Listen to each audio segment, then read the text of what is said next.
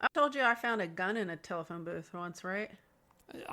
Maybe, but wow. Go on. Like a fake gun. I was coming home really late one night from pianos I had been DJing. Mm-hmm.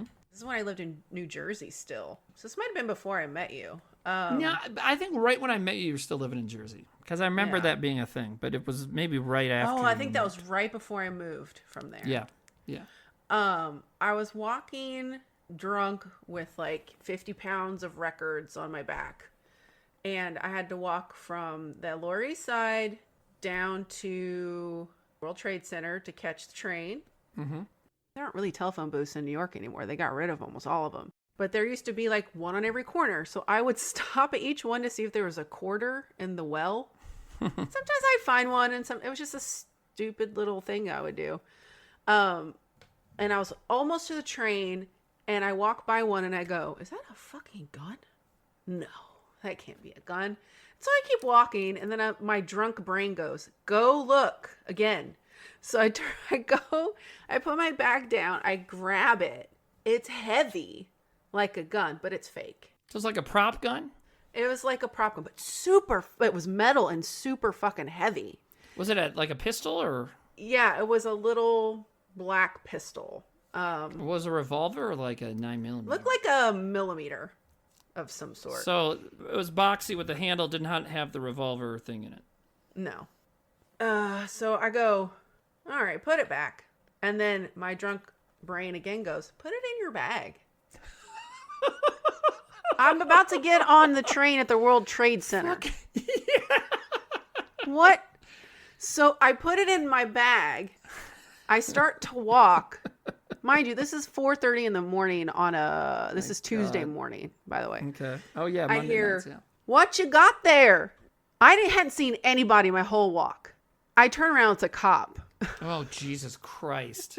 My heart fucking sunk into my gut. And I went, well, I'm going to have a bad rest of my night. And so I just turn around and I go, oh, I found this gun. He's like, let me have that. And I was like, just pull it out of my bag. And, it's a cop. And he's like, where'd you find it? Show me. So I showed him. And then all these cop cars fucking pull up. And I was like, oh no. And I'm hammered. So I'm just like, oh my God. Why do I do this dumb shit? Like, why did I even pick it up? Now my fingerprints are all over it. Fuck. So I'm just like talking to him. They're like, oh, are you a DJ? Blah, blah, blah, blah. They see my records in my bag. I'm like, yeah. And I just kind of explain to them. And he's like, I was following you, so I know it's not yours. I saw you see it and pick it up. And I was like, well, then why did you ask me where I found it? See if you'd lie, I guess. I don't know. I guess.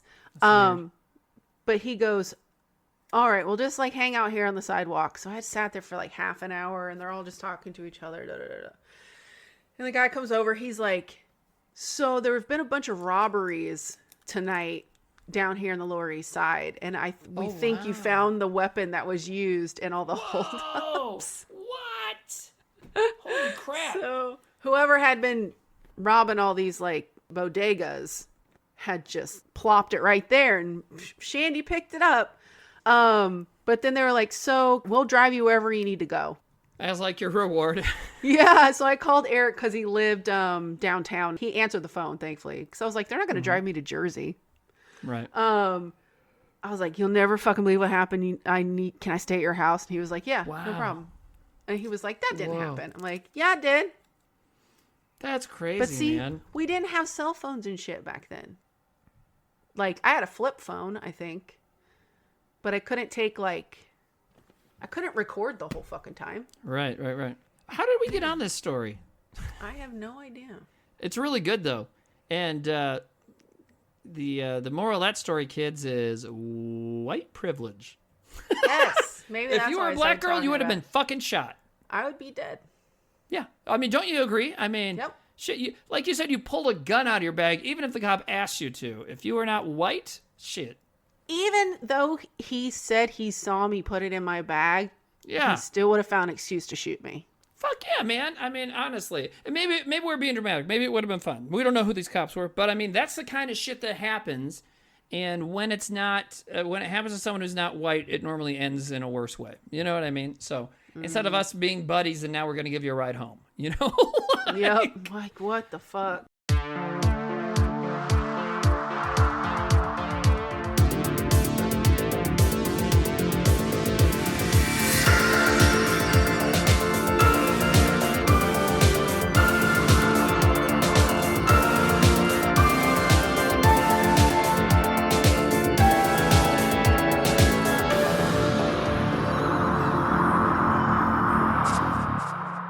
Talk about farting. Okay, we will. No, whenever I fly, I feel like it makes my stomach gassy. Have you ever had that? Do you know what I mean? I don't know about gassy, but I get really anxious about having to go to the bathroom on the flight. Yeah, I hate that too. So I try to make myself go right before we board. Yeah, me too. Jeez, I haven't flown in a long time. What makes you anxious about it? Just getting up and bothering people, or you're afraid you might fall, or what? We're gonna get turbulence while I'm in there. That's what freaks me out. And then the poop's gonna fly out of your butt the wrong way.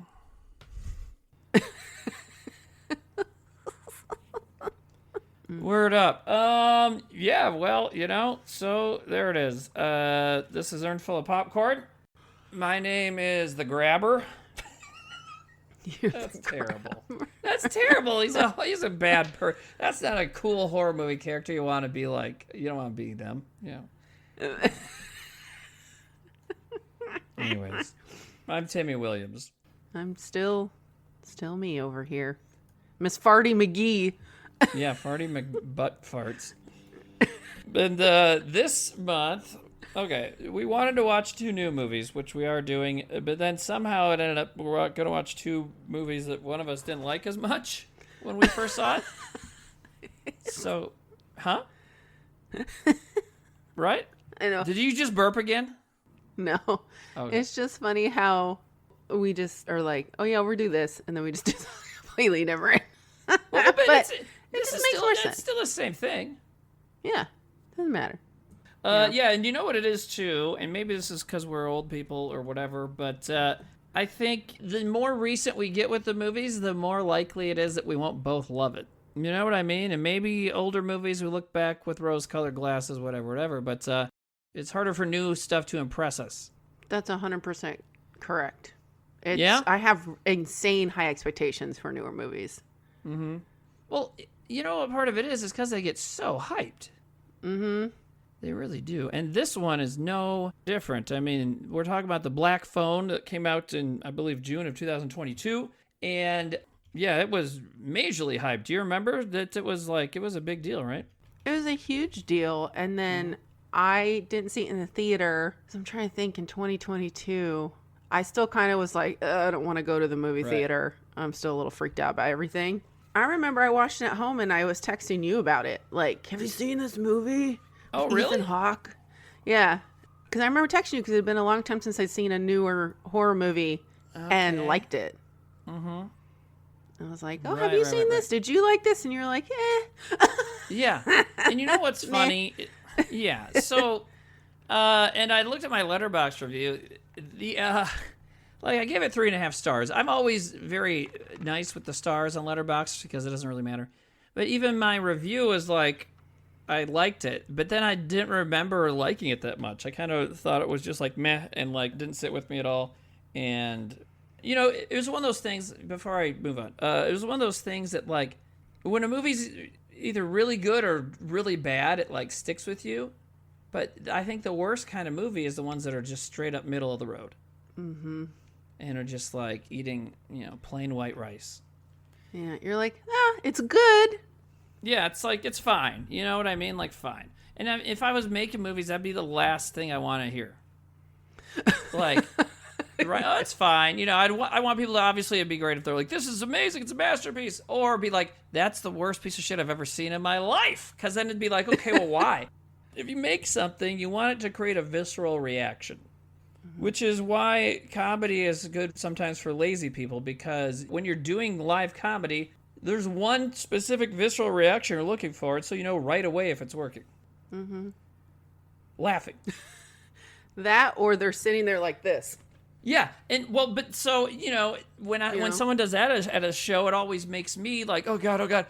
I don't really go for the crowd work thing. I think where comedy is right now, it's there's like, I don't know if you know this, but like on the internet, like especially, crowd work is like comedy now. That's what people think stand up is. It's just like, hey, and like you're supposed to go to a show and heckle, so the comedian talks to you. It's like, no, we have a plan. We'll handle it. Like.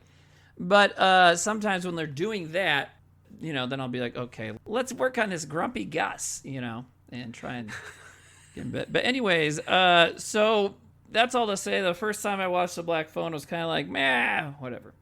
And I didn't reveal to you the entire situation that may have affected my first viewing of this. Oh. You sound intrigued. It's not super intriguing. It's pretty stupid and just makes me sound like a baby. But, so it was June of 2022, right? And Black Phone was coming out, and it was a big hyped-up horror movie.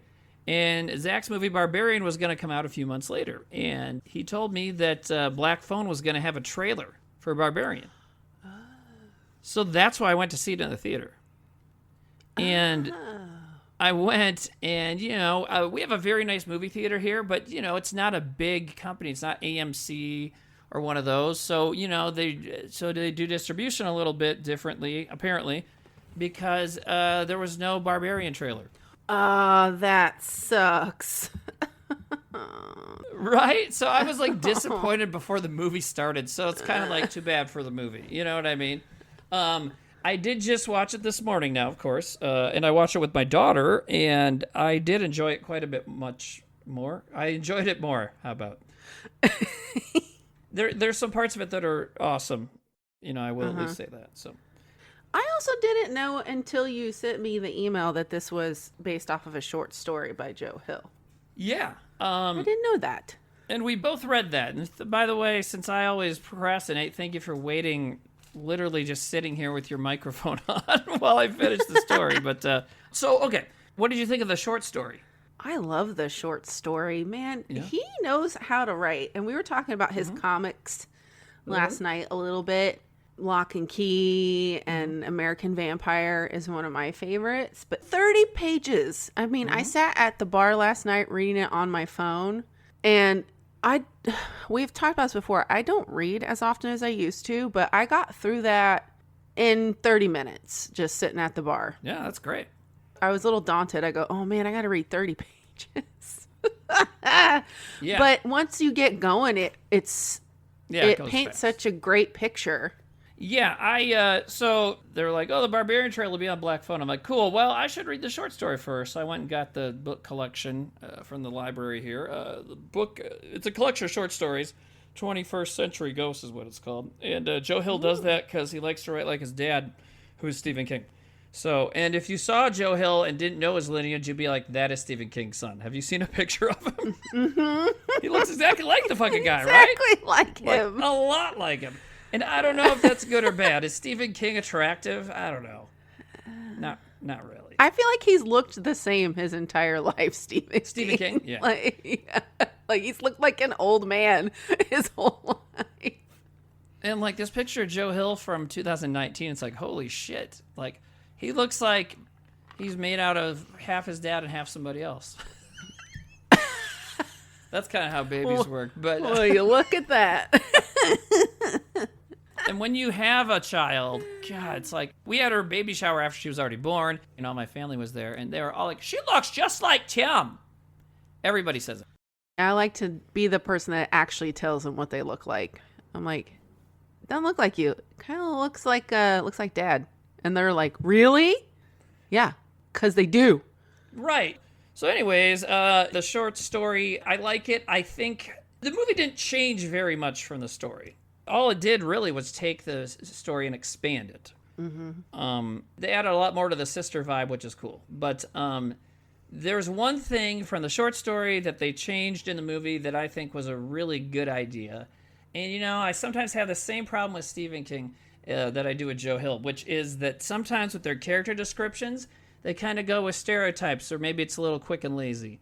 And to have the child abductor, probably molester, murderer guy be a fat guy in a Hawaiian shirt It's like, really? Like a greasy, nasty looking dude that like is always sweaty. Yeah, and there's at least 2 lines where Joe Hill's basically saying like, and I'm talking like fat. He's like really fat. Like he's more fat than fat people is kind of what they say, right? Like he's obese. And they talk about his neck rolls. So I was like, that's a little stereotypical. And then on the other end, you got, so for the movie adaptation, the script was kind of famous that people thought it was a great script and they wanted the movie to get made. And so the movie, one reason it had a lot of hype is that it took forever to get made, right? So I assume when they finally got to make it, they probably had to make some concessions to the studio, right? To the suits. And I'm sure the suits were like, well, we got to have a celebrity play the bad guy. And they got Ethan Hawke. Now, that might be wrong, because the filmmakers had worked with Ethan Hawke before, because these are the guys that wrote and directed Sinister. So, and everybody knows Ethan Hawke is down to be a weirdo, so. He looks fucking great in this. He's really Holy great. He's shit. really great. He's perfect. And so I think it doesn't always go well, but I think the idea of the studios wanting a famous person and the original story's version of this character, not being super interesting, meshed well. And so now we got Ethan Hawke as the grabber. And also the book does not have him wearing a mask. Oh, yeah. None in the short story, but I love that I thought I wrote them all down. There's like 6 or 7 different masks in the movie. And if my daughter said this, she's like, I don't think it's different masks. I think it's like the top. And then the bottom seems to switch. And he like hooks it to the top. And you don't see him just wearing the bottom part until the very end. Like when all the shits hit the fan, then you get the top part of his real face and then one of the bottom smiling masks. Because if you look at his mask sometimes, there's like, you can see like a seam or a line like where the bottom part like it'll attaches. it'll do this kind of thing. Like it'll. Oh God, I'm open not and watching the close. video. I was watching my own voice go up and down. But yeah, he's got different ones, and they're all scary. When you first see him, it's one without a mouth, which is gross and weird. They're so good. It's like for his different moods. Yeah, that's kind of what I was thinking. Which reminded me of Texas Chainsaw Massacre. Oh yeah, which they mentioned when in the he's movie. got the different masks. Yeah. Oh Yeah. When it said that, I went, Timmy. Yeah. It's your movie. Exactly. But no, that's good. That's a good point. And yeah, I didn't think of that, but yeah, Leatherface has that too. He's got like his formal mask. He's got his cooking mask. He's got his killing hot formal. teenagers mask. Yeah. Well, For his formal attire. in part 4 of the Matthew McConaughey one, he's got like a black ball gown and shit, and then like a pretty lady mask that he wears. So. Anyways, but yeah, well, in the Black Phone, this is another one of those where like the plot is like really simple, so you don't need to whatever. It's there's this guy who's been taking kids and probably killing them because the kids go missing, and this one boy gets taken by the guy who they have nicknamed the Grabber, and then when he's in the basement, there's a black phone that rings, even though it's not connected to anything. That's it, right? That's it. We're I done. got it. Okay, Go bye. watch it. Yeah, but yeah, I definitely liked it more this time. And like I said, the change of making it Ethan Hawke instead of, I mean, they even named him Al in the book, which is like, so is he just the bad guy from Toy Story 2? Do you remember that one? Did you see that one where Woody gets taken with the collectibles? Yeah, It's him. and it's Al's chicken barn or whatever. Remember, he dresses up like a chicken. They're like That's the Chicken Man. amazing. That's what they should have called him instead of the Grabber. The Chicken Man. But I like they changed Ethan Hawke. Made it because he's obviously great in this, and he likes playing stuff like that. And even though he's not a fat guy, I feel like he maybe put on a little bit of chunkiness for this because those couple shots where he's sitting with his shirt off, waiting to see if they come up the stairs. I mean, he's still good looking, and I know you kind of like guys like that, right? So you probably, because I think we talked about that before. Yeah, you can't see this, folks. But she's doing the horny eyebrows right now. Like a wolf watching a lady sing in a cartoon. But yeah, he has a little meat, to him, which maybe he did for the role, but also he's just like an old guy now. But He still looks great. Yeah, he looks great. Yeah. But he does a great job. And then what's clever about the script versus a short story is, the short story has like a paragraph or two that hints at the sister being able to like have visions of what's going on. She's clairvoyant. Yeah. Oh, good word. Is that the word? Yeah, I think so. Clairvoyant. And the short story just kind of has her. It even kind of dreamily goes into it because it starts with the boy, Finney, in the basement after he's been kidnapped, waking up after being drugged with wasp spray. Well, anyways, but so he starts thinking about his sister, thinking about him. So in the short story, it's like, okay, does she even really have anything, or is he just imagining it? Because then they only reference it kind of one more time towards the end of the short story where he's like, tell her that she was right about the balloons or something, Yeah, and they don't really say anything in the short story about what happened to their mom and why. Yeah. And they add the alcoholic dad to the story too. Yeah, in fact, the parents are still together because he even says like, I called my mom or whatever in the short story. So. But she's dead in the movie. In the movie she's dead, and she killed herself because she got all these visions, and the dad says it made her do something horrible. Like horrible things, but what horrible things? Yeah, was he just talking about her killing herself, or was he talking about something else? Maybe that sequel is a prequel. Who knows? But maybe. When the story starts, there's been other kids kidnapped, and the cops have been investigating, of course, but they catch wind of the fact that the main character, Finney, his little sister, is telling people about black balloons and about this guy and how she kind of like knows certain things about the kidnapping that nobody would know. Mm-hmm. She kind of tries to explain to the cops. They don't quite believe her. And of course, it does end up being true. And later on, she helps them. But before all that, their dad is really mad at her for even talking about that stuff. And there's that one scene of child abuse. Mm-hmm. Getting beat with a belt. We've talked about that on here when my dad used to beat me with a belt. So that girl, she's a fucking badass, fearless fucking kid in this movie. Yeah. But that scene when she's getting beat with the belt and the way that she's crying reminded me of like how I felt. 'Cause I'm just like, why is my like dad beating me? And she didn't even do anything. No, it's because the cops called him. They like showed up at his work or whatever. And he's like, what did you do? Yeah. And then they actually like tell him to his face, like, she didn't do anything. She's helping us. Well, I think all of his rage seems to come from his frustration about his wife, too, because I think what makes him mad at the daughter seems to be that she was talking about her visions. And that made the cops come visit him. So the beating her and the crying, it's really tough and kind of a raw scene. And I definitely thought about you during it because I know that happened to you. Like, when he was like, then don't ice your bottom, I was like, yeah, because it hurts. Did you get told that too? Like, don't try and help it afterwards? We just had to go like straight to our room. No dinner, no nothing. Just like get your ass beat and then go right to your room. And I just go in my room and close the door and cry. Jeez, and be like, damn. Sucked. And not only did you have to deal with that, but you didn't get to help solve a murder afterwards either. No, and I also didn't like beat the shit out of somebody that was trying to like beat the crap out of my brother. Oh yeah, that was a good scene. She's a badass. She's such a, like, she didn't even think twice. She just grabbed a fucking, was it a rock or brick? Yeah, and it's she like, threw it at that guy's face, and that kid was like bleeding out of his mouth and stuff. No, she was great, and she's so funny, and like, when it comes to her dreams, she's like, has this little shrine in her room. I assume her mom was into kind of black magic. And it says in the short story, he has a sister who's in a kind of like occult kind of stuff. So, but anyway, she's praying to Jesus. And all of her prayers to Jesus are really funny. Especially, they're so funny. Especially the one towards the end, like, Jesus, what the fuck? Like, seriously, what the fuck? Like, I wonder... I would guess when they were writing this, they probably like were like, I like this story, we should adapt it, and they were like, well, we'll add the sister, and that's probably what really drove it, becoming like, oh, we gotta do more with the sister because she's such a funny character, and then they got this actress Madeline McGraw who's fucking perfect. So she's amazing. She's probably my favorite character out of the whole out of the movie. I think so too. Although I do like the grabber's brother Max.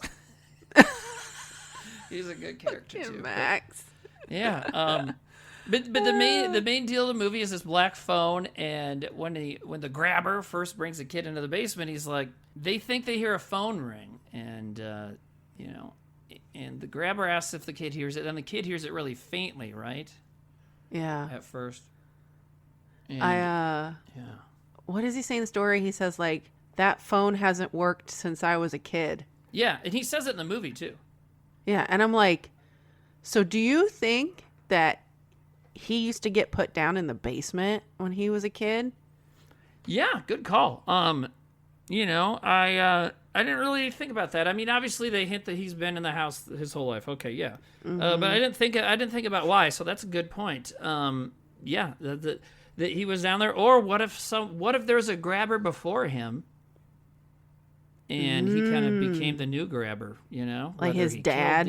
Yeah, his maybe dad was a grabber, or just someone else, and that's not really where he grew up. It's just he was there as a kid because he also got kidnapped, but somehow survived and became the new grabber somehow. I don't know.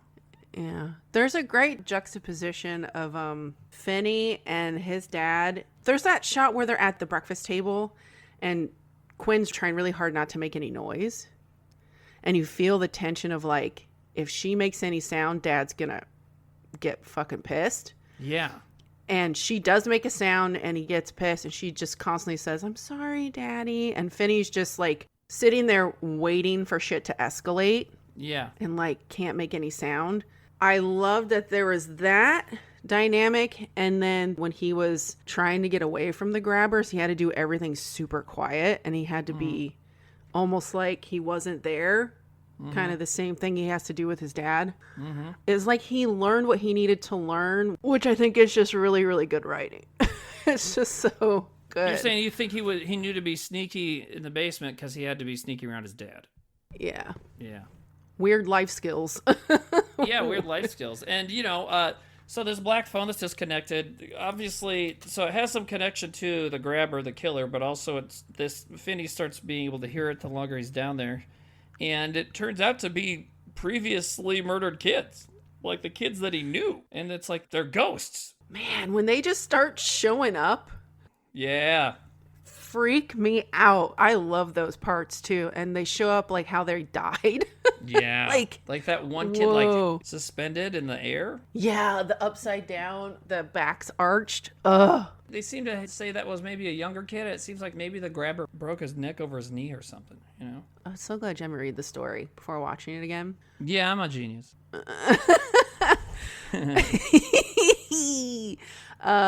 So we don't know how long he's been down there, right? Not really, yeah. We just know that the kids that keep getting on the phone, talking to him, keep telling him like, you can try to do this to escape. Try to do this. I tried this. I can give you a hint. Kind of leading up to when he's going to kill him.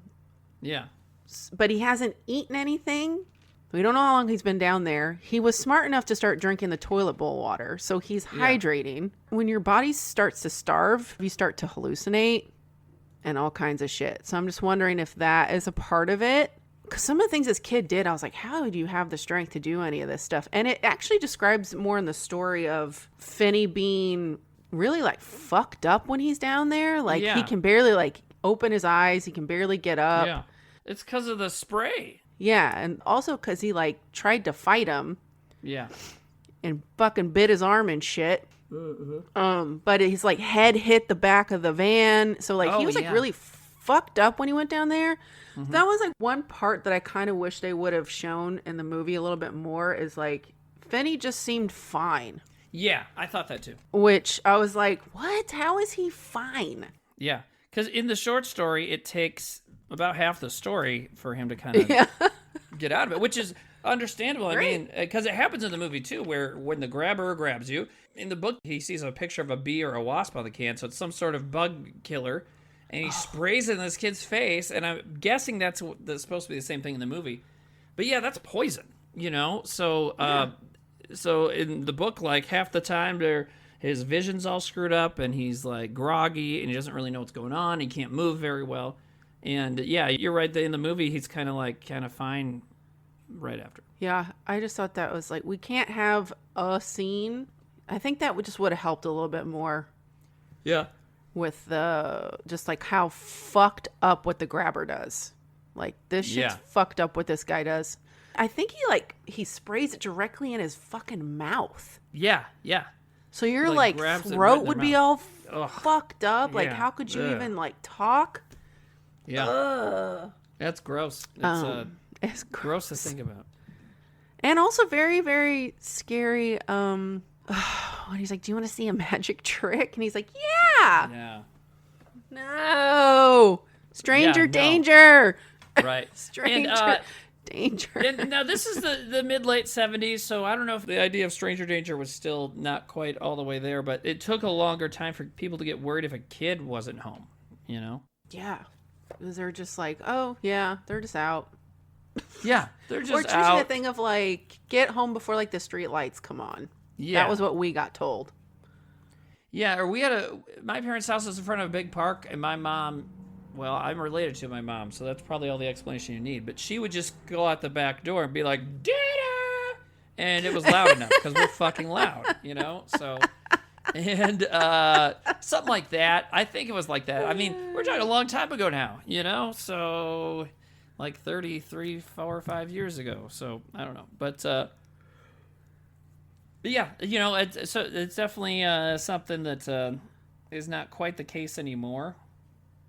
But like you said, you still see some kids wandering around, so I suppose it could be. Yeah. In the short story, he's a clown, and he's like, "Do you want to see something funny?" And the kid's like, "Yeah." And that's kind of like, well, what kid would ever be okay with that? And then in the movie, like you said, he's like, "Want to see a magic trick?" And I think that seems more realistic that a kid would be like, "Yeah, I want to see a magic trick," you know. So, and then the magic trick is, I spray your mouth full of hornet killer and take you. It's a disappearing act. I disappear you. It's like, but the people I tricked aren't you. It's your parents, family, friends, and the town. Which is so crazy that how many kids have gone missing from this town and people are still letting their kids wander around by themselves. Yeah. What is it, like 5?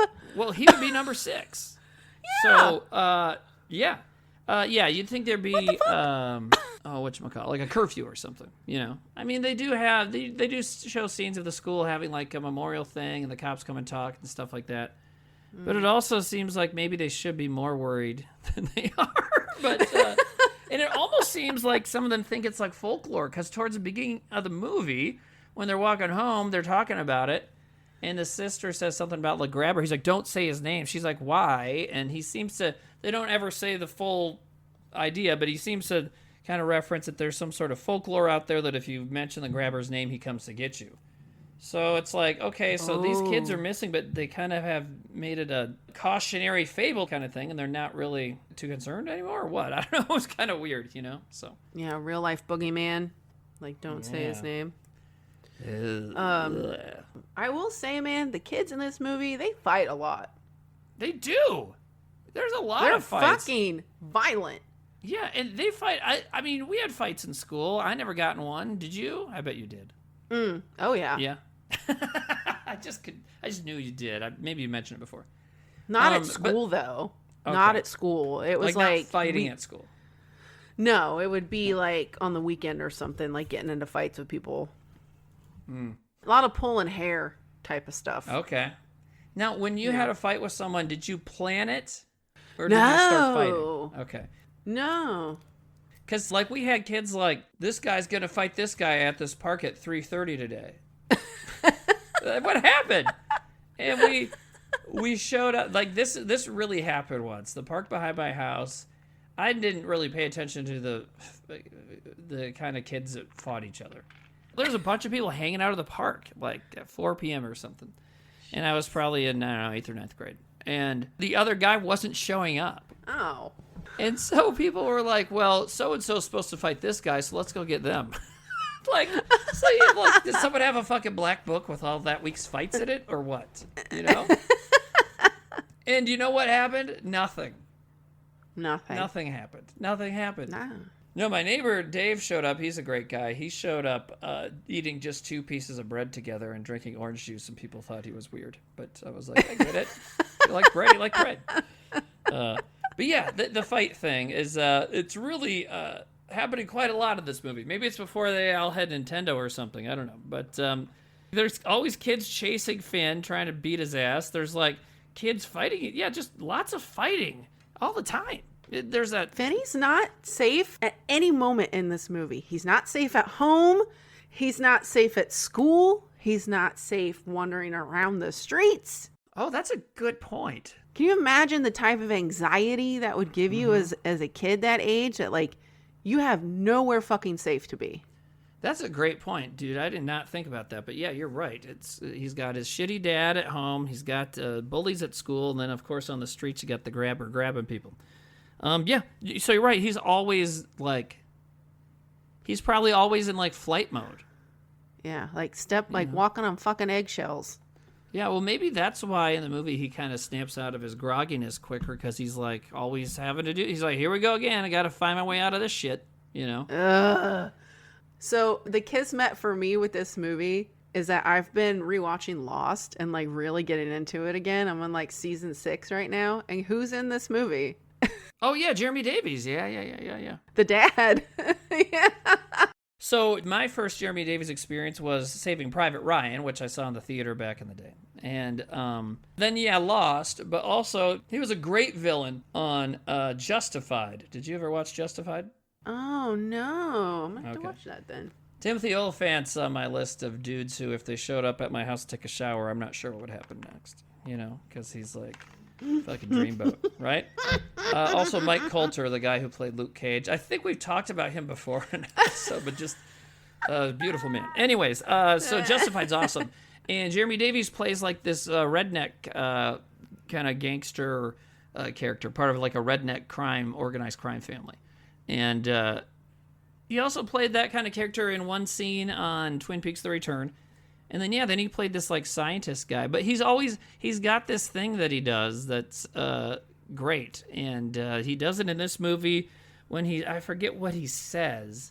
He's talking to the daughter, but he just says something kind of slow and almost whispery. And it's just, well, they didn't tell you about that. You know, that I can't remember what the line is. You know what I mean, though? He does have like a whisper thing that he does. Yeah. He does it in Lost a lot. Yes. Yeah, you're right. He's a great actor. Mm-hmm. You know, has he ever won an award? He should. He fucking should. He should play more like leading roles, I think. Do you know why his name is Davies? Because his real last name is Boring. Just looked it up. So I could see wanting to change that. Anyways, he's also much older than us than I thought. I figured he was a couple years older than me. He's 10 years older, 11 years older than us. So. Really? Yeah, he's 55. I thought he was I was thinking like 48. You know what I mean? Yeah. But yeah, that's quite a bit older than me. So, yeah. Yeah, I liked him in this. He scared the shit out of me in this. Yeah. He's a bad dad. But he's so good in this because you're like, what the fuck is this guy's goddamn problem? And then you're like, oh, he's an alcoholic. Right. Then when he has that moment when they know Finney's gone, Quinn's like, I want to talk about my dreams. Mm-hmm. Like, don't be mad. And then you kind of find out probably why he's an alcoholic. Mm-hmm. Because he does have these kind of like tender moments. Yeah. Well, that's why Jeremy Davies is so good. Because like even early on when he's beating her and stuff, it's like there's still these tiny little moments he'll have where he looks sad or something like that. Even just an expression on his face, you know? Or just kind of even the way he kind of walks through the house. And so it's like, oh man, this guy is fucked up. You know, he's got some, like his wife killed herself, you know, and so that all kind of ties together. Obviously, that doesn't justify beating your children, you know? No. But you at least understand him a little bit. Well, isn't it interesting that his go-to weapon is a belt, and then the grabber likes to play naughty boy and he's holding the belt? Yeah, I noticed that too. My brain didn't go any further than that, but I was like, oh, both have belts. Yeah, but that's a good point. And, you know, that's one issue I have with this movie is it feels like it's almost saying something. Mm-hmm. Almost. But I can't quite grab it. Pun intended. I feel like this movie's trying to say, like, there's real evil people, like the grabber, but then there's also evil at home. Mm-hmm. We don't really talk about the evils that are at home. Like, there's a reason why their dad is the way that he is. And doesn't he say to one of them, like, look what you made me do? Yeah, which is classic abuser talk. And then the grabber says that shit too. Right, yep. What happened to the grabber to make him that way? Right. That's all good points. And I think, there's a few different reasons why they're both the same way. And, corporal punishment, beating your kids, was more acceptable.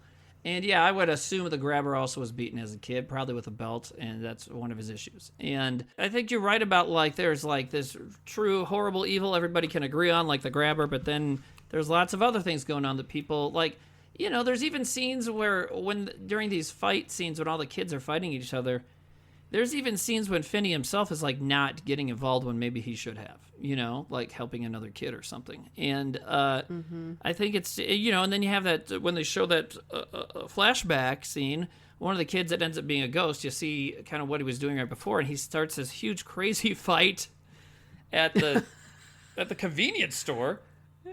And, nobody's really, he gets arrested at the end, but it's again, nobody seems overly concerned. And so, but that's all to say is, so yes, I agree with the evil that is overt and okay, that guy's evil, and then all the other evils that don't always get enough attention, possibly. I think there's that, and then I think another point would be that, like you said, the grabber and the dad, there's a lot of similar things they say, a lot of similar things they do, and so I think part of it is also there's probably not a whole lot of steps between shitty dad and the grabber, to go from one becoming the other. You know what I mean? It's easier than you think for someone to really fall off the edge and become a monster. Yep. And Finney went from one monster to the next. Yeah. Well, and I think his dad, I like the character development for his dad, because obviously you can't redeem yourself beating your kids, at least not in my eyes. But he's at least seems to have confronted what was driving him that way, I guess that's one reason why it's a good idea to make a sequel. I would like to see how that relationship is going. And the kids still love him, even though he's so fucking shitty to them. They're still classic abuse situation. That's what that is, domestic abuse. It's always but I love him, Mm-hmm. I fell down the stairs. Now that we're talking about this, there's another thing that probably ties into this too. Is so when Finney's in the basement, it's it's the first day that he's in the basement. The grabber has him. The grabber's down there talking to him, and he seems agitated. And Finney figures out that someone's upstairs, and he's trying to figure out who it is, if it's the cops or something. And it's not that he figures out it's not the cops, but it's somebody. And he says I'll scratch you if you touch me or something. I'll scratch you, and then they'll ask how it happened, and then you'll have to say what's going on. And that's probably something you hear about being abused at home too. Is you get a bruise or a scratch that's somewhere visible. Then people, when you go to school or to work or whatever, people might know you're being abused. And it was just probably why they get smacked in the ass, just like you did. Because it's you're not walking around town with your butt out. I presume you didn't. No, but it makes me think of in the people under the stairs when she says, remember, not her face. Yeah, there you go, yeah. And they're, same shit, abusive, gaslighty people, because, look at the way in the people under the stairs they were nice to their victims, nice to Fool and stuff. And in this, he's nice to Finney, sort of. It's just, which makes it more creepy too, But and he's playing with his hair. Ugh. Yeah, that's in the book, right? Does that happen in the movie? It's in the story, yeah, and yeah. Okay. When he first goes down, he's talking to him, before he says, "I'm not going to do anything that you won't like." Yeah. He's kneeling in front of him and he's tussling his fucking hair. And I'm Ethan Hawke's voice range, his tonal range in this movie is so fucking creepy. Yeah, he's really good in it. And on this whole regular evil and evil, there's one other point that I thought about earlier that I wanted to make before I forget it, is that you find out at one point that the person that is there is his brother. And the movie reveals it in a really cool way, is the cops are going door to door asking about missing kids, and they find this guy who's all excited to see them, and he's yeah, look, I'm trying to help you, and he has this map and all these conspiracy theories, and it looks just like that meme that everybody uses from Always Sunny in Philadelphia with Charlie with that huge conspiracy theory bulletin board, So he's doing all that. And then they're like, hey, you might want to clean up before your brother gets home. But they see that there's lines of Coke on the table, which makes this guy's demeanor make sense. Because at first I was like, is he doing a Quentin Tarantino impression? You know, it's like, wait, so, you know, like that. So I was like, what? Oh, he's on Coke. Okay, that makes sense. Because Quentin Tarantino always seems like he's on Coke. But so you got that guy. And then he sits down and the camera goes past the couch through the floor. And you're like, oh, shit, he's at this house where the kid is. So this is the person that the grabber has over, and it turns out to be his brother and stuff. And the cops walk away. They have no idea. And the grabber seems to have a job and all this stuff. And so it's just very creepy that he's got this normal life and family members that don't even know what he's up to. And then he has this other part of his life where he's this evil, horrible child murderer in a mask. And I think that makes it much more scary than someone like Buffalo Bill in South of the Lambs, because Buffalo Bill's always creepy. You know, yeah. But like the grabber has this whole other life. And to me, my best comparison would be in the 66 Batman TV show. People who have listened to me talk about things for a long time know exactly what I'm going to say. But Cesar Romero as the Joker, you can always tell he has his makeup over his mustache, right? And that's because the actor Cesar Romero did not want to cut his mustache because he also did other things. He was like a singer and entertainer and stuff. He wanted his mustache. And they're like, okay, fine. So that, to me, makes that Joker very creepy in a way, because just like what I said here, it's like the fact that he has a mustache that he's painting over means he is somebody else in a different walk of life when he's not being the Joker. Different masks. Good point. The guy has these masks. And he even says, like, when Finney's like, you killed those kids, he's like, I didn't. That wasn't me. Well, he kind of seems to be talking about his other personality, you know? It's not him when he's wearing the mask. That's a other person. Yeah, and just the fact of someone living a normal life but then having a hidden secret like that. And that's how this shit really goes. I mean, whenever somebody catches a serial killer and they talk to the neighbors on TV, even though it's become a cliche to even say this, what do the neighbors always say about the serial killer that lived next door? Nice, normal guy, kept to himself. Who was it? The guy that was killing all those women down in Long Island? Killed like 13 fucking people or something. Like he worked like real estate or something. Like he had like a really, really good fucking job, but just, you know, murdering prostitutes. He's just this guy in the neighborhood and that happens to be doing this awful thing. And yeah, the mask is really cool. And I wonder, I feel like it was designed by somebody of note. They were really cool. Yeah, really, really cool. I like how they were muted. Like, it wasn't a red mask. It wasn't a black mask. Just this, like, it looks like he just made it out of plaster or whatever. Yeah. And I like that he wore whatever, like, mood he was in. That's what he wore. Like, he has different phases of it. Like, when he was thinking he was being polite and kind to Finney, he was wearing the mask that had the smile. Oh, yeah. But then when, like, he's sitting waiting in the chair, he's wearing the frowny one. Like, when he's... I did laugh a little bit when he's sitting there waiting in the kitchen and he starts to kind of like nod off, but he's wearing the mask. It just was kind of funny. Yeah. And then, okay, that's what I thought. Tom Savini designed that mask. So of course it's great. That makes fucking all the sense. Yeah, totally. I suppose they're making the movie and they're like, oh, well, we need this mask to be good. Oh, let's call Tom Savini. Black Phone made 10 times his budget. Oh, damn. Yeah, and then I believe Barbarian did similar numbers and so did Smile, and that was all in 2022. It was a huge year for horror movies. Wow. Because in the fall you have Barbarian and then Terrifier 2 and Smile, and those all made bongo bucks, you know? Yeah. So, or whatever that phrase is. Yeah, Zach's movie also made 10 times his budget. Interesting.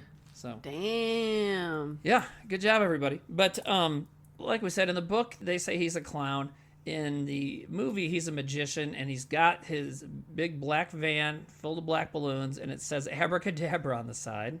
And like you said, yeah, it's a disappearing trick because he's taking kids. That's so gross and creepy. But what I also wondered is, does he really do parties? Like, is he getting hired? Is that his other job? Like his real job? Yeah, because the brother says he's got a job. Is he a fucking magician? He had the top hat. He did have the top hat. He had like a cape, like classic black and red magician cape. And you don't really see if he has any other props in the van. Like, okay, if you're a parent and you're hiring a magician for your kid's party, are you going to hire the dude in a black van with black balloons and just who looks like that? I mean, I know he doesn't have the mask on probably for his job. Well, I don't know, maybe. If I was a mom and I saw Ethan Hawke, that character, and he had like his shirt unbuttoned like he does, sitting in the kitchen. Yeah. He has a nice chest. I probably would. Okay. I'd hire All him. right. It's just a little eye candy at my kid's birthday party. Yeah, why not? I do love that in the short story, the black balloons, to me, were emulating like when you die and your like pupils kind of turn black. So like the balloons are the kids' eyes when they die. It's cool writing. Well, yeah, well, you know, he literally says that at the end. Yeah. when Does he? When he's killing the grabber, one of the very last lines in the book, Albert's pupils were very wide, so wide the golden ring of his irises had shrunk to almost nothing. His pupils were a pair of black balloons obscuring twin suns. So, yeah. Cool. You know, Such, but yeah, so yeah, nice good. nice touch. And, you know, you got to wonder, was Joe Hill maybe making a little bit of a reference to Dad with that? Because, you know, Stephen for King wrote a It? story about kids getting in trouble and there's balloons. Yeah, for It. And they're red, you know? So, could have been. I also think this movie never would have been made if not for It. And then you could say the same thing about It, but for Stranger Things, you know? So, it kind of, Stranger Things, to me, really kicked off the more recent obsession with the 70s and 80s set horror movies, bringing back the kids, the kind of like, the thing that was happening in the 70s and 80s was kids in horror movies, you know, figuring stuff out. So, Yeah, I really love also how not just the mask is muted, but everything has this muted color and tone yeah, to cinematography it. for sure. Yep. Nothing looks crisp. Everything kind of reminds me of how like the basement looks, just kind of like muddled and like nothing real special going on. Which made me think of like maybe that's why all these kids are fucking like fighting each other, because they live in this like muted world. Yeah. And they're just like, they have all this pent up anger and shit. And also because like all these kids are going missing. So it's like everybody's on fucking edge all the time. Yeah. Yeah, that's a good point. Yeah. So, I mean, like what happens when you put dogs in a cage? They end up like fighting each other. Very good, astute metaphor there, Watson. You're right. I'm not trying to insinuate that I am Sherlock Holmes, by the way, because I'm not. You can be Sherlock Holmes. I'll be Watson. No, but I'm not addicted to opium. You know, it's fine. Or whatever he was addicted to, I forget. He was a cokehead. No, he was. And didn't you say you liked Max in this movie a lot? Oh, there you go. Yeah. So I've never done coke because I was always scared to put stuff up my nose. Also, as I tell people, I'm already like this, and this is me on 2 different kinds of ADHD medication. You know, so it's like I don't need cocaine, but maybe that's why I like people on cocaine in fiction. So there you go. Yeah, you're right. The cinematography, and I think part of that is also just to make it feel older. Mm-hmm. You know, when they use colors like that, it's like, oh, this happened a long time ago, you know? Yeah.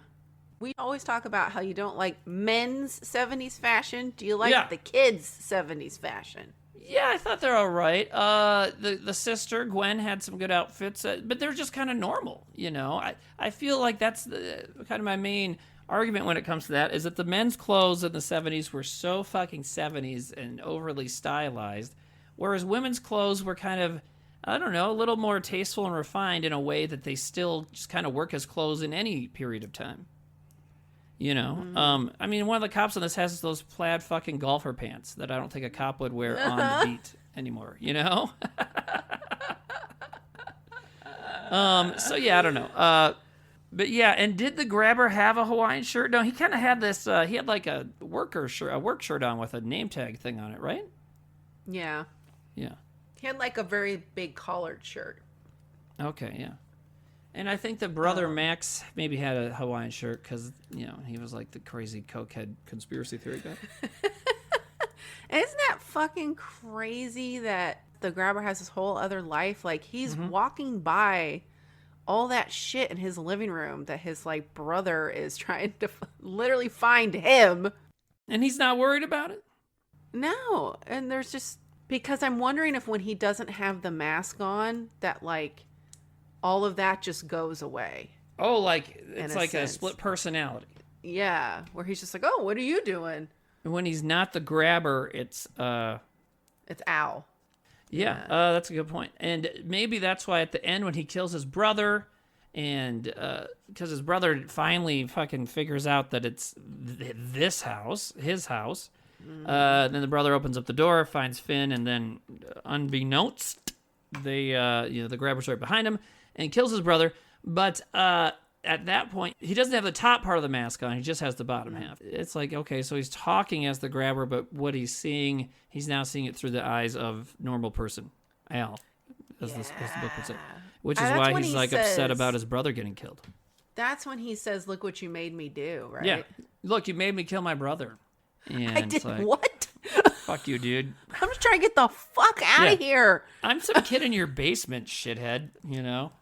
When he almost gets away. Oh, when he, what does he do there? He gets out he gets out the front door. So every time he answers the black phone, a different ghost kid talks to him. And they're the ghosts of the kids that the grabber has previously kidnapped and murdered. They each have different plans for him. That they each have different plans they give to Finney to try and escape. It really upset me when he talks to the first kid in the movie and reading the short story, and he's like, who is this? And he's like, I don't remember my name. And he's like, you don't? And he's like, yeah, no, it's like the first thing that you lose. And he's like, lose when? And he's like, you know what I mean. Yeah. Ooh, he says something like that. I'm like, oh, God. And it seems like the first one to talk to him is like one of the first kids. And it seems that they happen in order, chronological order almost, because the last ghost kid is the one that just got kidnapped, his friend. You know what I think it is? I think it's whoever lasted the longest. Is it? Oh, that's a good point, because the first one he answers is that baseball guy. What's his name? Bruce. Yeah. And Bruce probably wasn't the first one taken. Those other two kids were taken first, so or other couple of kids. So yeah, you're right. That's a good point. Because they went through different phases of like trying to get out, and like not everybody got to the naughty boy phase. Right. The naughty boy phase. He wants to play naughty boy. Yeah, which he basically entraps them to do something to try and get away. Like the scene we keep talking about because it makes Shandi horny. The guy sitting with his shirt off in the chair. Well, the grabber's sitting up there because he leaves the door open on purpose downstairs. And he wants the kids to sneak up there so then he can catch them and hit them with a belt, which is probably what happened to him. Like I said, he grew up in this house. He was sneaking out of the basement too, and his dad probably beat him, something like that. So Quinn says naughty boy too, and she's talking to Jesus. Yeah, what does she say? I think that's that scene that you like when she calls. It's like, what the fuck, Jesus? Jesus, what the fuck? But I think it's also her kind of connecting to what's going on.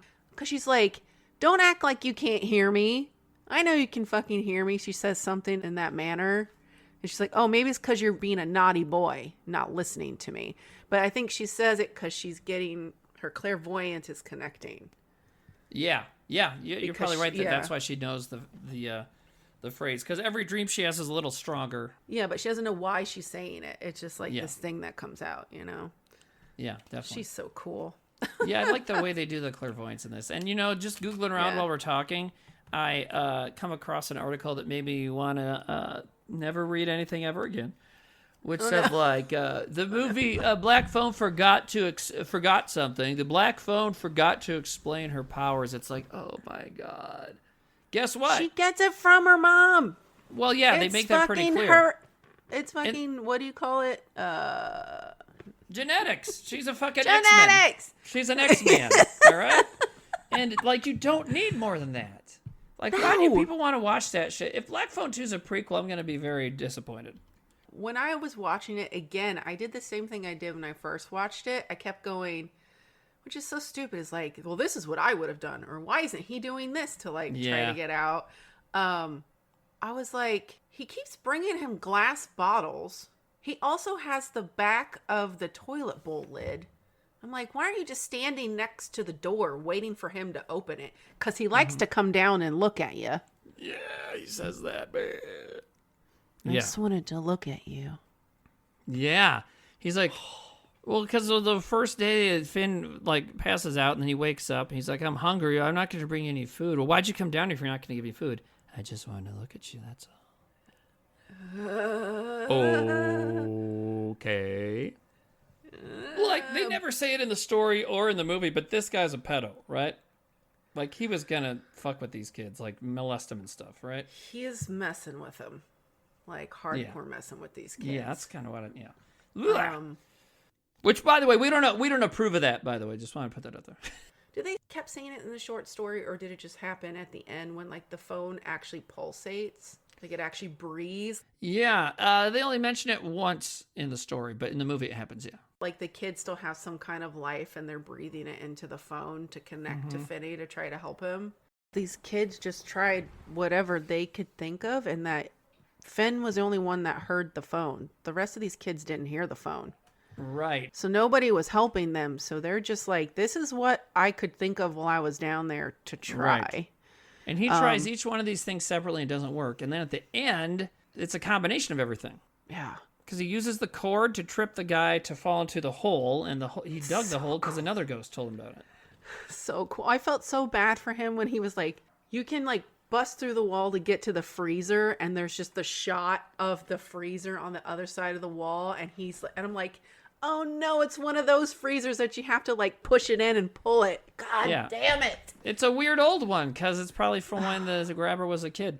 But so that comes into play because there's stakes in there and it turns out the grabber has this mean dog. So after he kills the grabber, there's still this mean dog. Well, I'll throw him a frozen steak. Perfect. And it gets away. So he uses all the little things together at the end, which is cool. The last ghost is Robin, which I thought it was weird. The two kids that Finn knows that gets taken are Bruce and Robin. Batman and you were just talking about Batman. Yeah, I'm always talking about Batman. But yeah, you're right. That's weird. But so are you Bruce Wayne and I'm Cat Lady? Because you have cat ears on? Because I'm the Cat Lady. Yeah, but I don't know. No, I don't. Who would I be? Like, okay, so I don't think I'm Bruce Wayne. I'm not rich. I'm not a fascist. Who would you be? He's a bit fascist. Anyways. Especially in the Dark Knight movies where he's at the end of the second one. He's like, the only way to properly fight crime is to spy on everyone. Anyways, but whatever. That's a whole different conversation.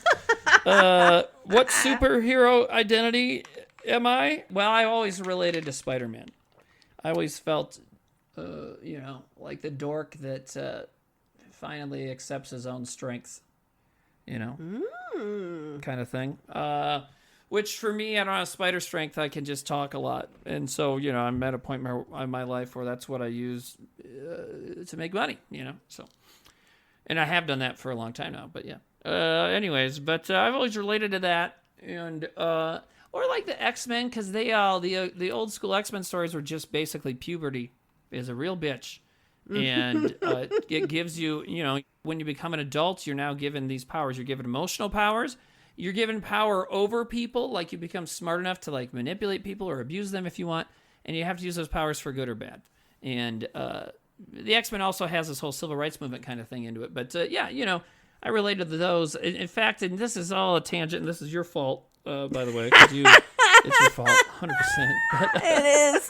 But here's the deal. Between DC and Marvel, I've always enjoyed Marvel heroes better, and I've always thought they were more relatable because a lot of the Marvel heroes were like a birth defect, like the X-Men, or most of them are like by accident, or by choice, like Captain America and Iron Man. But they're also all fallible and stuff, and you see a lot of their real life. Now, they do that with DC as well, but okay, so Peter Parker's a guy who becomes Spider-Man to fight crime. And this is actually a speech from Kill Bill too, but Superman is the person, and Clark Kent's his disguise. You know what I mean? So yeah, he doesn't become something. He's just becoming born a dork. That. Yeah. And like, well, they're all godlike, and Bruce Wayne has a godlike amount of money. And it's like I used to say this on stage talking about Iron Man and Bruce Wayne. I said, Iron Man and Batman are the two least realistic superhero characters of all, because when was the last time you saw a handsome billionaire? Never. None of them are handsome. Billionaires are ugly. That's why they became fucking billionaires. Yeah. I don't know how Elon Musk has like 13 fucking kids. Who is like, they're only fucking you because of your money. Who's touching that dick? Ugh. I don't know if whatever our comparison is, you don't have to be the sidekick character. It could be you're Wonder Woman and I'm I don't know, that guy. I don't know who's the guy. Some guy. I don't know. Wonder Woman and some guy. There's only one superhero team that's a man and a woman who are not romantically linked that I can think of, off the top of my head anyways, and it's in... So they're mutants from the X-Men universe. They're Canadian. Oh. And they wear these really nice matching black and white outfits. It's North Star and somebody else. And North Star, I think, was one of the first openly gay comic book characters as well. But cool. Anyways, that was a long tangent. I have to check that well, out hey, then. look, I can bring it back. There was a superhero adaptation on Disney Plus that Ethan Hawke was in. See, there you go. There you go. He was the bad guy in Moon Knight. So that was really a very, very weak attempt at bringing us back. Whatever. But okay, the black phone. Well, yeah, you know what, though? But there are superpowers in this movie. Like we said, the girl has some sort of clairvoyance. And to Finn, like you said, he's the only kid that has been able to hear the black phone so that he can talk to all these other ghosts. And by combining all of their advice, he actually gets away. No one else was able to do that. They were all truly alone, where he was not alone. So I'm wondering if he didn't get as much clairvoyance from his mom as Quinn did. But maybe he has some, like, untapped clairvoyance. Well, I don't think it's clairvoyance. I think it's different. I think he could talk to the dead. Oh. Because that's what he's doing. He's not seeing the future. He's talking to the dead people. Oh. You know? Damn. So maybe the next awesome. movie, and this is why they don't let me make movies, but maybe the next movie would be him and his sister are like, they have like a paranormal detective agency. It'd be pretty rad. They won't do that. The only other thing I wanted to mention about this movie is I also thought it was very like the good versus evil, like the church versus the devil, because he's got devil horns on the mask. Yeah, it's a devil mask, I would say, or a demon mask at least. He also does this at one point, which is like a satanic symbol. Hold on, not looking. Okay. Oh! And she's got like... She's got like the cross on her thing, and she's praying to Jesus. So it's like God and the devil. Mm-hmm. It's, there's always that storyline. They kind of treat it both as the occult, though, which is interesting. Because, that's what religion is. We just don't like to talk about it. But, think about you go to a Catholic church service, they're like transfiguration of, like, blessing this bread. Okay, now it's supposed to be the flesh of Jesus, You're drinking his fucking blood. Yeah, so it's fucking occult stuff. And so they kind of treat it like that because she's like has a shrine to Jesus, not just like a normal kind of situation, more of a shrine in a dollhouse or something, and then is like asking him to help her have magic abilities. So it's like that'd be a cool shirt to wear. What the fuck, Jesus? Oh yeah, Jesus, what the fuck? Jesus, what the fuck? Especially like everything that's going on right now. What the fuck? Jesus, what the fuck? I agree with her. So there's one of the times he tries to escape, he gets outside because it's the kid tells him, helps him remember the combo for the lock on the door to the outside.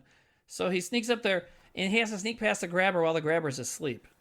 And that's always, to me, walking past the sleeping guy is... I don't know. It's always very, it works on me, It's very anxiety inducing, and I'm always like on the edge of my seat when they're going to walk by. And do you remember as a kid, in the 80s and 90s, they were making all these different like weird board games, like themed board games for kids all the time. There was like TNT with a little handle. There was, the one where you shoot marbles at each other's? Crossfire. You shoot marbles at each other's little puck. Remember that one? I love that game. Yeah. But there was Don't Wake Daddy. And it was like I a had weird that game. board game. Did you have it? Yeah, that game was fun. Was it good? I never played it. Yeah. I just remember. Do you remember I remember the fucking jingle. Don't wake daddy. That's like, what the fuck? Anyways, it made me think of that because I'm an idiot. But when you talk to the ghosts, we kind of see a little bit of each ghost's backstory. Not all of them, but a couple of them. But one of them we see is for Hopper. He's the one we talked about that gets in a fight at the convenience store where he's playing pinball. And I just wrote, Hopper seems chill. Because he fucked up your high score, and you're going to, like, beat the shit out of this kid? That guy is something else. And he's like, so, like, the movie's pretty realistic looking, but he looks like a fucking caricature of a kid from the late 70s. Yeah, You know? he does He's got not... like a mullet and a jean vest. I thought of Dazed and Confused watching this a lot, but only because yes. it had the same music in it. Yeah. Did that song Abracadabra come out in the 70s? Steve Miller Band? Oh, I'm sure. Because why didn't they use that in this movie? Also, because that song rules. Right. Well, and, you know, maybe they thought it'd be too on the nose. Because Abracadabra is the name of the song, and that's what's on his van. But what's in the fucking lyrics of that song? I'm gonna reach out and grab ya. Yeah. So maybe they're like, that's too simple. Maybe that's how they fucking came up with it. Because they do mention the grabber in the book, but they don't mention Abracadabra. That's not a thing in there because he's not a magician. So maybe in the movie they were like listening to Steve Miller writing the script. They're like, oh, wait a minute.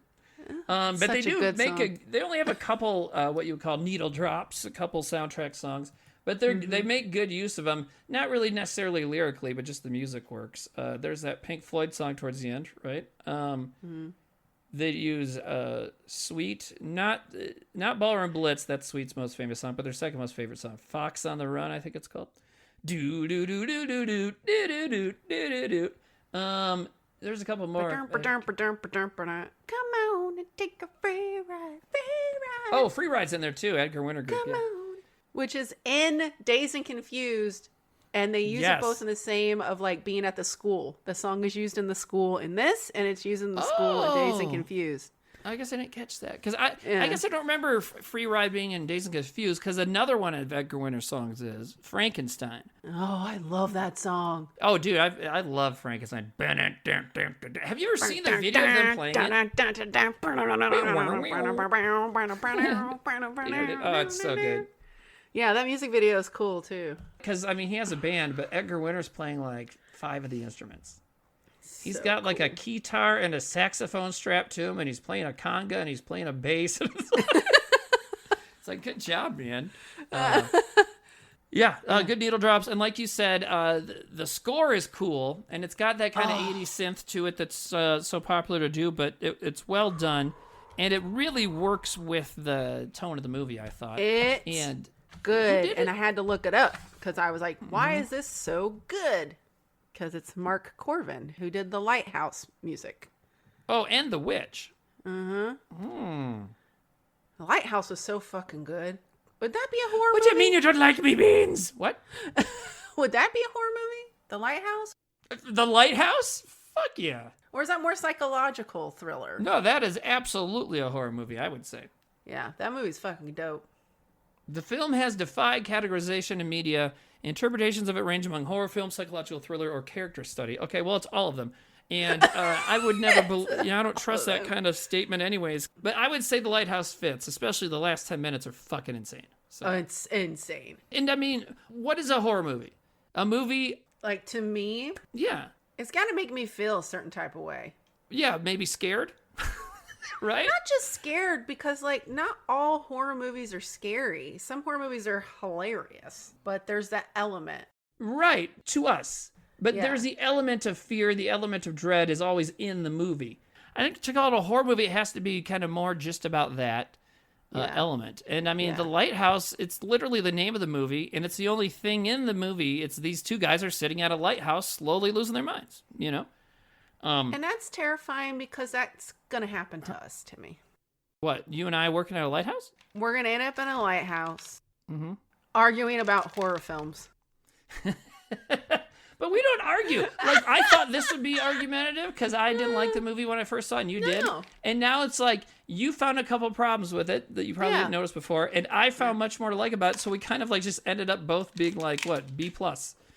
on this, right? Yeah, I think also gaining your perspective on all the movies that we talk about is helping me think outside of like certain cliches and boxes Sure. that I have in my mind about things. Sure.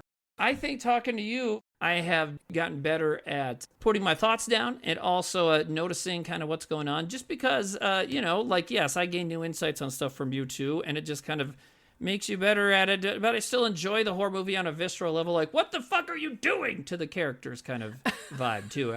Like, if you're listening to this, neither Shandi nor I are saying, like, this has made us, like, studious about movies. No. It's just made us notice things. Like, I still, when I watch a movie for the first time, I'm like, come on, give them up. Like, I was still tense watching this in some parts, So, hitting him with the phone at the end. Oh, man. I like that he has to put the sand in the receiver. Like, you unscrew the bottom to make it heavier. Yeah, the dirt and stuff that's there, because he was digging that hole. But another element that's in the movie, not in the book, is the fifth ghost, because there's really only one ghost he talks to in the short story, and it's the Bruce guy. But so there's a bunch of them in the movie, and the last one is the ghost of Robin. Which I brought up like an hour ago. We got on a bunch of crazy tangents. Anyway, so and Robin is like this Latino kid who they come upon like in a fist fight, because all these kids fucking fight all the time, like Shandi said. But Robin knows kung fu, which I feel like is realistic for the 70s. Mm-hmm. Just like how they show Finn being obsessed with rockets, that was also in the 70s, because the space program was so fucking huge then. Because we had just landed on the moon in 1969, So anyways, so Robin knows kung fu, and it turns out that he and Finney are friends because Finney's helping him. Finney's tutoring him for math or something, right? Mm-hmm. And in exchange, Robin's like his bodyguard, because like these bullies corner Finn in a bathroom, they're gonna kick his ass, and then Robin comes in. He's like, "Don't fuck with him." As he's washing blood off of his fucking knuckles, because he was busting this kid's. I was like, he's gonna kill that fucking kid. Yeah, he beat the shit out of that kid. That was disturbing. Also, where are the teachers? Yeah, Where I know. are the This is parents? like, He's just nonchalantly walking through the school with blood all over him. yeah. I honestly think that if I had blood all over my knuckles in high school, people would be like, first it'd be like, that can't be someone else's blood because Timmy's a fucking pussy.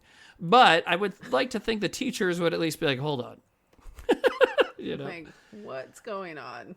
What? But then Robin gets taken, then, he gets grabbed, and then, of course, those bullies come back and beat up Finney, because now they can, and that's when his sister comes in with the rock. But, so then Robin's dead, and so Robin's the fifth ghost that he talks to, because, like you said, you're right, I bet you're right, is that Robin lasted the longest, so he's the last ghost. And so he tells Finney a couple awesome things. He tells him you have to fill the phone with sand and make it heavy.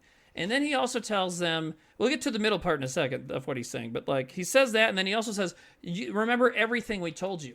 So it's kind of, Robin's ghost gives him the idea of combining all the advice, which is how he escapes, because he uses all these different elements. Yeah. But the best part is he's like I said, there's a middle part. He tells him to fill the phone with dirt, and then he trains him how to hit him properly with the phone. Yeah. And it's like this little, 45-second, maybe minute-long training sequence in this horror movie where a ghost is training this kid how to beat someone's ass with a phone receiver. I loved that. I like when the two of them are in the bathroom and Robin's like, yeah, and I went and saw Texas Chainsaw Massacre, man, that movie is fucking badass. And Finney's like, my dad won't let me see anything like that. Mm-hmm. But then he says something about Bruce Lee, right? Yeah, so he's like, Texas Chainsaw's the best movie, and he goes, better than Enter the Dragon, and Robin's like, and then they're talking about movies, and, he mentions Bruce Lee movies too, yeah. So he's like, when are you going to see a Bruce Lee movie? And I got really sad about this line. Finney says that, I'll see it when they're on TV or something. Because, of course, back then there's only two ways to see a movie, in the theater or on TV. And, there wasn't home video quite yet. But that statement says so much about his family life. Mm-hmm. He's like, because he knows his dad's not going to take him to see stuff. Nope. Because even though this movie takes place 4 years after Texas Chainsaw comes out, but it's still in the theater, because back then they would take movies back through the theater, because there was no home video, just the way he's like, oh, I'll see it when it's on TV or something. It's like just so resigned to like, I don't get to do the stuff that these kids do because my dad sucks, you know? And because my mom's dead, but I think mainly because his dad sucks. I'm a single parent. I still take my daughter to the movies all the fucking time. He says in the movie, too, when Quinn's like, I'm going to go stay at so-and-so's house tonight. He's like, all right, I'm going to go take care of Dad. He's a parent. He's a fucking parent to his parent. Yeah, it sucks. But what's interesting about the thing you brought up is that it happens twice to show us it's a routine. Yep. It's just his life. That same conversation. It's Friday. I'm staying at my friend's. Okay, I'll take care of Dad. You know, it's just like, oh, man, it sucks. I think for any kid to feel like they are responsible for their parent, you fucked up. I mean, my dad was an alcoholic growing up. He wouldn't get drunk and beat us. That wasn't like kind of how that happened. But like whenever he was at home from work, he wouldn't like hang out with us or anything on the weekends. When he was off of work, he would just go in his music room. And I mentioned this, I think, last time, but like he would just go in there and drink. But he would like, you know, be drunk at like 3 a.m. and go in the kitchen and like make something to eat. But he would like leave the fridge open and leave a big fucking mess for my mom to clean up. So like sometimes I'd wake up in the middle of the night to go pee and go in there and be like, what the fuck? Why is there shit? I mean, all the cabinets open, fridge left open, shit spoiled. There's shit all over the fucking counter and on the floor. And I'm like, well, I'm going to clean it up so my mom doesn't have to clean it up. Because what the fuck? Yeah, that sucks. Yeah. But yeah, having to like go home and he's passed out, take the beer bottle out of his hand, you know, it's like. He can't do kid shit. You know what it is? Is Finney's life like sucks. It fucking blows. And then he kills the grabber and his life's better. I know immediately the end where he's just like everyone's at school and then like this girl he's had a crush on, the cute girl is like, hey, Finney. And he's like, you can call me Finn. It's like, because now I got fucking hair on my balls because I murdered a man. That's all you have to do in life. If you want to change your life around. Yeah. Just, let the ghost of the kid that you had a fairly homoerotic friendship with train you to fight people and then kill a guy and then you can date whoever you want. Because I always thought that. I thought that the first time I saw it, that they were bullying these kids because Finn and Robin like had a thing. Because they just there seemed to be an energy there, you know? Oh. I could see that. Romantic, I didn't think that, sexual. but I could totally see why you would think that. Oh, yeah. Because why else are they fucking beating on this kid? Like, why are those kids beating the shit out of Finn? What the fuck? What did he do? Like, I didn't really get bullied much at all. There's a tiny little bit here and there. The first time I remember I had a good comeback joke was in 4th or 5th grade. This kid was like chasing me around and pushing me around and stuff. And it's really the only time I remember ever being bullied. But, well, maybe a couple of smaller things, but the only big time. Anyways, he's like pushing me around. My friends are like trying to help me, but he's pushed me around and I think punches me or something. He goes, "You're such a fucking pussy, Timmy." I'm like, "Well, that explains why you're chasing me, you dick." And I, like, at that age, probably didn't even really know much about sex yet, but I knew that dicks and pussies were a thing together, you know? No wonder why you're chasing me. That's fucking genius. Yeah, and that was, ever since then, I'm like, oh, maybe I should just do that all the time. But I really didn't get bullied besides that, you know? There were assholes who were assholes to me sometimes, but I was never like I never felt bullied.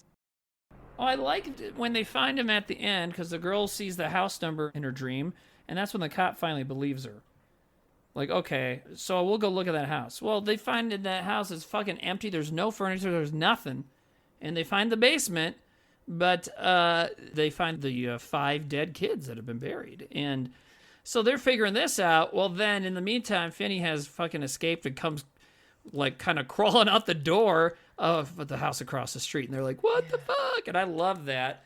And what I love about it, too, when that scene starts, it seems convenient. Like, oh, really? The brother's figuring it out. Finney's going to escape, and the girl sees the house number all on the same day. Really? But they kind of twist that by having it, like, be these 2 different houses. So now you have Finn is able to escape on his own. Like, he finds strength through the ghosts, and now he escapes. Cool. The brother dies, and that's funny. And then the sister gets to solve a mystery, but she's solving the mystery separately from the brother escaping, so it's not like one of them helping the other. They both did something good. They both accomplished something, you know? Yeah, I like that all the dead kids are talking to both of them in different ways. I like that she takes them to the house where like there's all the dead bodies, so like all the spirits of the kids, like that took her there. But since like Finn's not dead, she's not really connecting with him in the same way, so she didn't go to the right house, but she did go to the right house in a sense, because there was a fucking open grave waiting for his body. Yeah. Because he was buying, when the grabber was gone to the store, he was buying lime, which is something that helps, I believe, helps break down a body. Yeah, and it covers the smell. Oh, and the smell. Yep. So she gets this idea where the kid is. She rides her bike down the street, and then she sees the ghosts of the 5 dead kids right in front of her, and she crashes her bike. Yes. And when she crashes her bike, she sees the house numbers that she saw from her dream. She's like, holy shit. So then she calls the cops, and they go in. And so you think that they're going to find Finn, but they find the graves. It's like, well, of course, because the ghosts are there. That's where their bodies are. Mm-hmm. So, of course, they're going to be there. And, I mean, it just happens to work out that the other house is right there, too. So, but what's cool about that is even if the other house hadn't been across the street, Finn saves himself. Yep. And Gwen solves the mystery, you know? He is strong. Like, he is getting his ass kicked in life this whole time. And he has the power and the strength to take care of himself. Well, and that's what Ghost Robin says to him. Yeah. It's like, you are strong. You are a fighter. You can always get back up. And I don't know, that's part of why it made me feel like maybe they were boyfriends. Because he's just so, I don't know. Supportive. They've got like this energy to him. You know, so yeah, supportive, right? Like, I'll tell you what, honey, you can get out there, babe. Don't let life get you down. Come on, babe. It'll all turn out all right. Come on. Come on, babe. Come on, baby. I want to kiss you so hard. I don't know. It's a cool ending, and you know the book doesn't go that far, and which is fine. You know, I feel like we should have this conversation really quick too, because it's important. I think when talking about movies like this, but when you adapt a book or a comic or whatever into a movie, there's people that think it has to be word for word the same fucking thing, and I've never understood that because it's different mediums, right? One of my favorite adaptations in recent memory is the 2019 version of Little Women. And have you ever read the book Little Women? That and Little Men were 2 of my favorite books growing up. Oh, great. By the same author. Yeah. Louisa May Alcott. My sister's like, I don't know if they have a degree for being a doctor in Louisa May Alcott studies, but my sister would be there. She knows fucking everything about her. Anyways, so Little Men's a sequel to Little Women. But so did you see the 2019 version with Saoirse Ronan and Florence Pugh and all those people? I didn't because I'm a sucker for the other one. Oh, Winona Ryder, of course you are. Yeah, that's a very Shandi movie, you're right. That was when I was introduced to Christian Bale for the first time. Oh, yeah! And he is so hot in that movie. Yeah, super hot. But and that one's good too. But so I really love Greta Gerwig's the 2019 Little Women. And there's some people that complained about it. And the reason they complain about it is because they take both timelines from the book and they show them at the same time. It's not one long movie. It's like, here's a scene from when they're kids, here's a scene from when they're adults, and it goes back and forth. And so, like, when Beth dies, it hits you like a fucking brick to the stomach because it's showing kind of both ends of it. It's crazy. Wow. And so it's really good. And it's like, okay, because it's a different medium. So you're going to have to adapt things differently. And so in this case, the story is so simple, but has a good hook to it. That's like, okay, well, we'll just, there's a couple of things they hint at in the book that could be interesting to play out more. And like with the sister being clairvoyant. But what's cool, like we've said a few times, is they didn't play it out too much. No. They didn't over-explain. They don't focus on it too much, but just giving you a little bit more like, hey, so, you know, we have 120 pages or whatever, probably 90 pages or 100 pages to tell the story instead of 30. So, you know, here's this and this and that. There was a lot of dialogue in the story that they said verbatim in this movie, and it worked. Yeah, that was cool. So I think, you know, since we're these 2 movies we're going to talk about, one of us is saying we didn't like it. So I think we should definitely at least end at some point being like, well, I think do you like it still? Do you still don't like it? Or do you like it better? Man, I am losing my ability to form sentences. So anyways. But I think I like it better. I like it the same. I don't think I like it any better or any worse. I'm really intrigued to see what the second one's going to be. Yeah, me too. Because with everybody being in it, you know. Mm-hmm. And I'm really interested what their relationship with their dad's going to be like. Yeah, is he going to be in it? Yeah, it says Jeremy Davies is in it. Well, hell yeah. Yeah. Fuck yeah, because we need more of him. Yeah, he's great. Like, is he, like, not an alcoholic anymore? I don't know. That's what I'm saying is, like, the movie ends with him, like, apologizing to his children. Yeah, something really, really fucking bad had to happen for him to wake the fuck up. Yeah, so I don't know if the second film will be, like, he's, like, better now. Like, he'll be, like, clean-shaven and, like, wearing a suit. Hello, children. Thank you. I wonder if they're on vacation. Oh, that'd be funny. Black Phone 2, The Grabber Goes Hawaiian. Was that a real movie that Finn was watching on the TV, that horror movie? Oh, it probably was, because the other time they show a TV, it's a real show, Emergency. But with like the blood in the bathtub and the hand coming out? Yeah, and it's black and white except for the blood. Yeah. I'm going to Google that. Oh, it is The Tingler. I have seen it. Okay, yeah, it's The Tingler. Okay. The Tingler is a Vincent Price movie, and it was released in, God, what the fuck? Percepto. It was produced and directed by William Castle, who was all about fucking gimmicks in theatrical experiences. And The Tingler, your seat shakes or like kind of shocks you a little bit at different points in the movie. And The Tingler in the movie is like, Vincent Price figures out that human fear comes from a creature that's living in your spine or something like that. Whoa. I think that's one of the Vincent Price ones I've never seen. And I actually meant to bring that up when you were talking about that sad line about, like, I'll watch it when it comes out on TV. Because then he watches this. He has to watch it so quiet, and his dad's, like, passed out in the background. Which I actually used to watch movies, like, late at night when my parents would go to bed. I would go in the living room and watch, like, late night TV, but have it down really low and sit super close to the screen. Hell yeah. I'm Gilbert Gottfried. Welcome back to Up All Night. Right? Hell yeah. That Night Flight, Liquid Television, because it came on at midnight. It was fucking crazy. It was so good. Liquid Television scared me more than most things. Just the Aeon Flux opening of the fly being next to her eyeballs. Yeah. Man, that thing, I should have known I was like with like leaning on lesbian tendencies, because like, fuck, that is sexual and she is hot as fuck. Aeon Flux? Yeah. Yeah. And all the women in it are hot as shit. And the men are like, ugh. Isn't there a woman with her hands are on her feet are on her hands? Yeah, and she's still hot. Things she could do with those toes. She's got long, flowing blonde hair. She's like got it in a ponytail. She's hot as shit. But like, Aeon Flux made me feel tingly. Speaking of the tingler. Wow, that was a good roundabout way. Woo! So, they made a movie with Charlize Theron. It's not very good. It came out in like 2005. And so, winter of 2006, we're in Aspen, Colorado for the comedy festival. It was our first big one. And there were a lot of big celebrity people there. And so on the flight back, Michel Gondry was on our flight.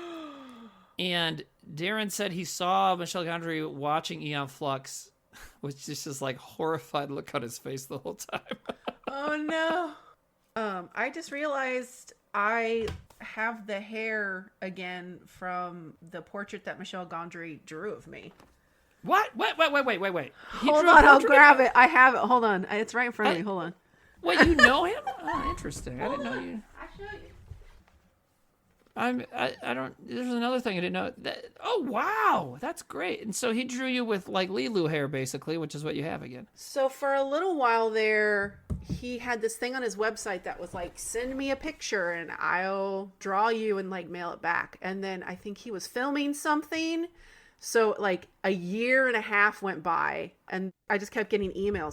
His team going, we're really sorry. He's not doing it right now. He's busy. But like, I got another email that said, so he's doing it again, but you got to send a new picture, which was interesting because the picture I had originally sent was me with my ex-boyfriend. So I think I would have been upset and then getting in the mail like a portrait of me and my ex-boyfriend that Michel Gondry. The ex would have been in the drawing. In the drawing, yeah. Oh, but it took so long. So, you guys broke up. Yeah. would just meet. That works out. That's funny. It worked out. That's good. That is funny. What? Wow. But isn't that so cool? That's like my prized fucking possession. Oh, that's a great possession. That's great. Right. I thought because you introduced this idea that walked away, and I was just like, what the fuck? Because I was like, did he like hit on you in a bar and he fell in love with you and like drew you or what? I wish that was like always my thing of like, that'd be cool to meet Michel Gondry and he'd be like, you'd be perfect to be in my upcoming film, and just get to be fucking weird with him would be so much fun. Right? Would you like to be in Eternal Sunshine of the Spotless Mind too? Bloodlines. You'd be like, yes! Oh my god! Can we talk about the one other celebrity that I know of that made a pass at you once? You told me about it anyways, is when you were over by the street hockey in New York and Mike Myers like winked at you or some shit like that. Oh my god, I totally forgot about that. This was a long time ago, but it's just such a random, because we were talking about that and I'm like, oh, I remember Shandi telling me that story that he he was playing and I was like hanging out like watching because I was like, I didn't even notice him at first, and then I was like, oh my shit, that's fucking Mike Myers, and then he was coming by and I smelled and he was like, and I'm not saying, who knows if he was really, because he seems like a good dude. But it's funny that he was like, obviously was like, hey, lady, that's funny. What's up, girl? What up, girl? I'm famous athlete Mike Myers. Anyways, are we done? I think we're done. Yeah, we're done. We're done. Okay. What can you say? Social media things? Please follow us on social media, as well as following us on Spotify, YouTube channel, which is Earnful of Popcorn Podcast. Yes, that's correct. Mm-hmm. So we're on Instagram at Earnful of Popcorn. That's URNFULLA Popcorn. Follow us there. We're not on X because X is stupid. We're not on Threads. Threads is stupid. Instagram is also kind of stupid.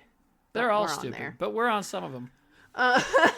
Thank you to Jordan Cooper for writing our theme song. Thank you to Steve from Canada Ward for doing the graphic design, our logo and some elements and things like that. Shandi, thank you to you for suggesting we watch The Black Phone, even though I at first was like, because now I'm glad I watched it. Oh, but we need to finish one thing here, which is this whole discussion of sidekicks and which one would you be? Because here's the thing: is we talked about, you were like, I could be Robin, and I called you Watson, but like you fucking solved a crime. Then you told a story about solving a crime, finding that fucking fake gun, and the cops were like, they were so happy with you that they wanted to give you a ride. So it's like, but it's like I just wandered onto set. Like, I didn't actually solve anything. I just wandered. Did. I get, but someone else would have found it. Nah, bullshit. Somebody else might have put it in their bag and then been a little more drunk than you were and just walked away. I was gonna get on the subway with that I thing. know you were, but What I'm saying the like hell? you did have, like you got stopped. It is a dumb idea to do that, what you were going to do. What was I gonna do with it at home? Have a fucking gun? Like, what the I tell you what, when we first became friends, the first time I came to your house, if there was a fucking gun there, it probably would have gone differently. You'd be like, hey, you want to watch Heather's? Like, no, I'm going to get out of here. You have a gun.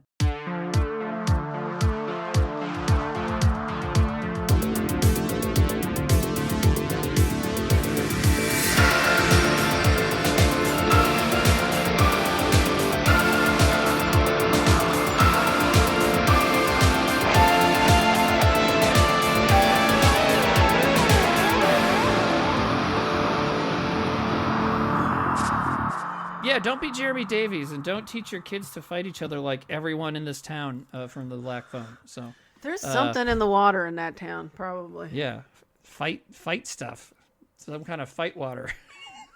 Fight them in water. Fight him in water.